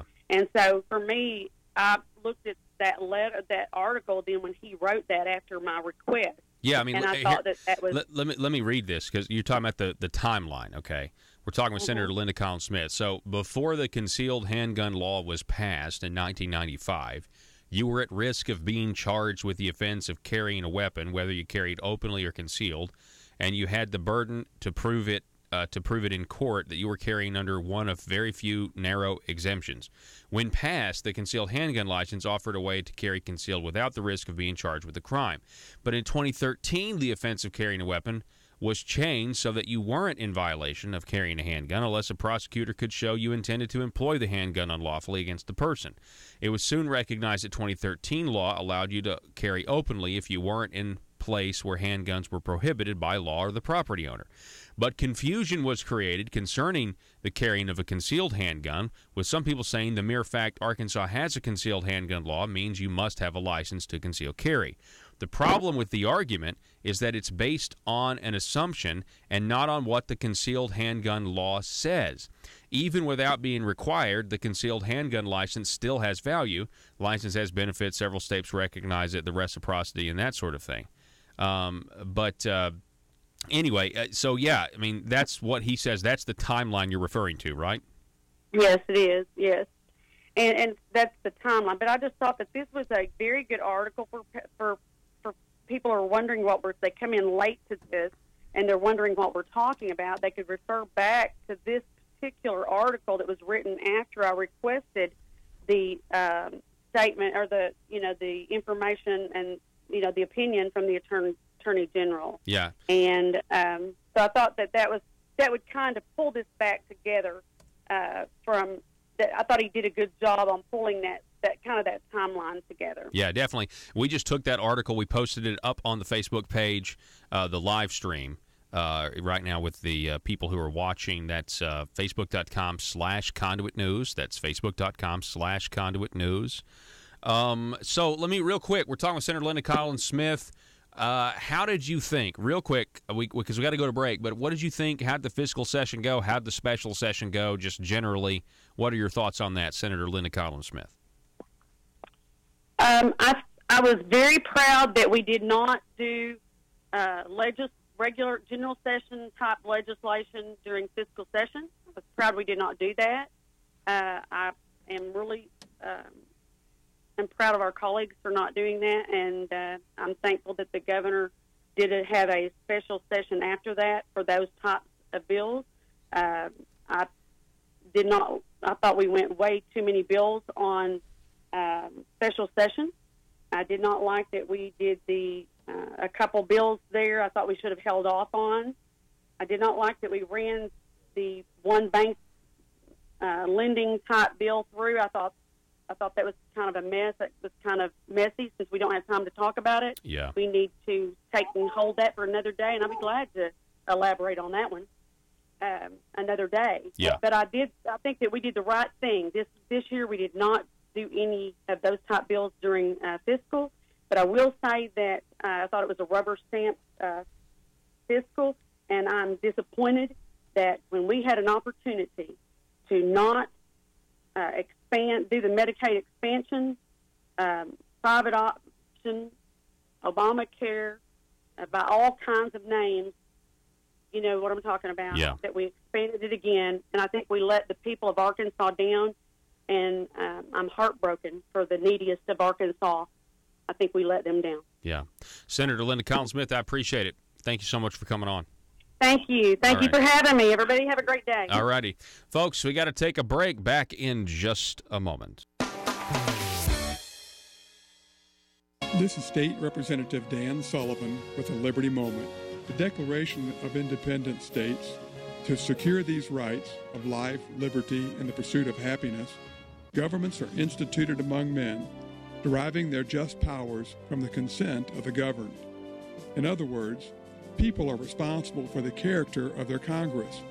If that body be ignorant, reckless, or corrupt, it's because the people tolerate ignorance, recklessness, and corruption.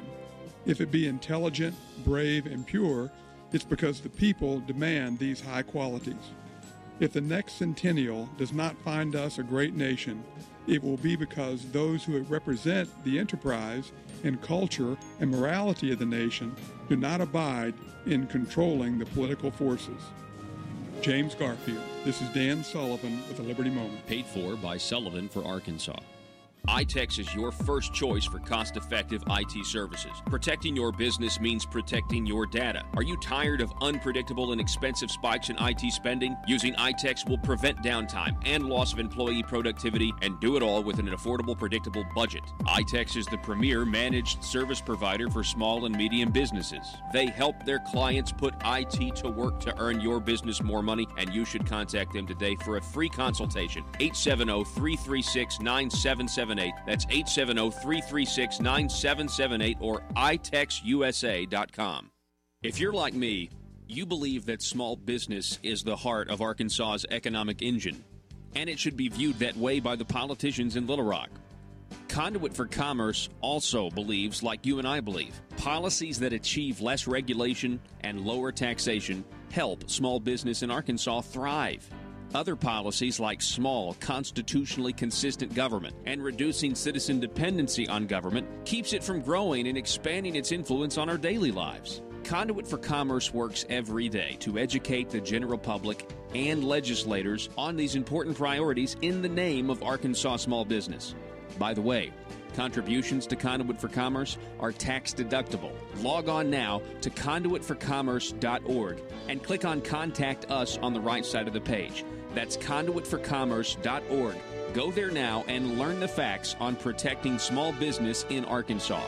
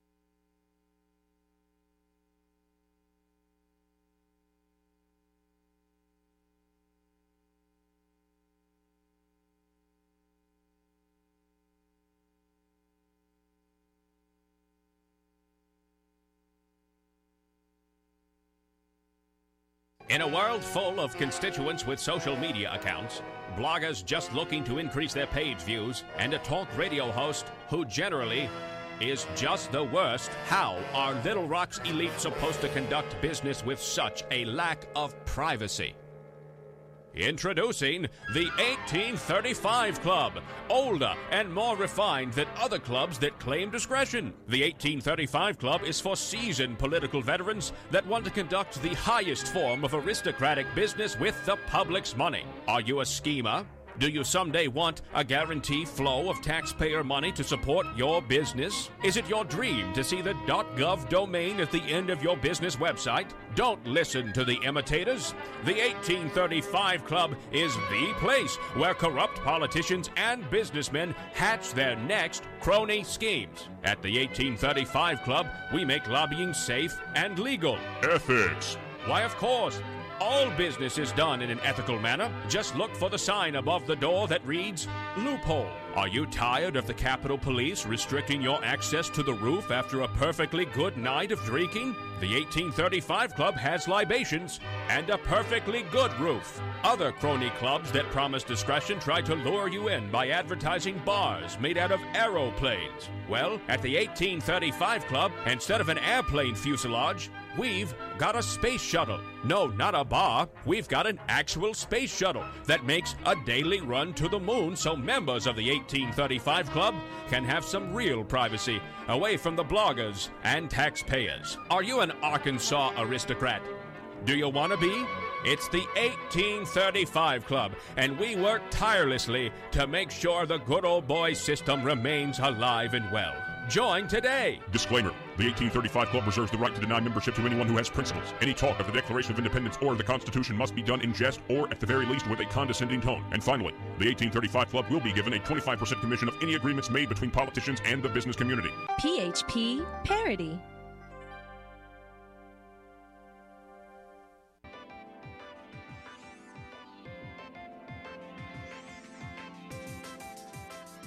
Conduit News Radio with Paul Harrell is building a liberty machine.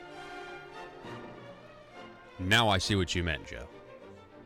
All right, so, folks, that's all the time we have for today. We're going to be back here for Johnny Cash Friday, Good Friday edition, tomorrow morning at 6 a.m. You do not want to miss it. It's one of, I love the Good Friday edition of Johnny Cash because it's just nothing but gospel hymns and music, really good stuff, powerful stuff. And we'll be talking at 7 o'clock to State Representative Kim Hammer and 7:33 to State Representative Mark Lowry. So stay tuned for that tomorrow on the Good Friday edition of Johnny Cash Friday. We will see you tomorrow morning. Have a great day. Arkansas, be safe.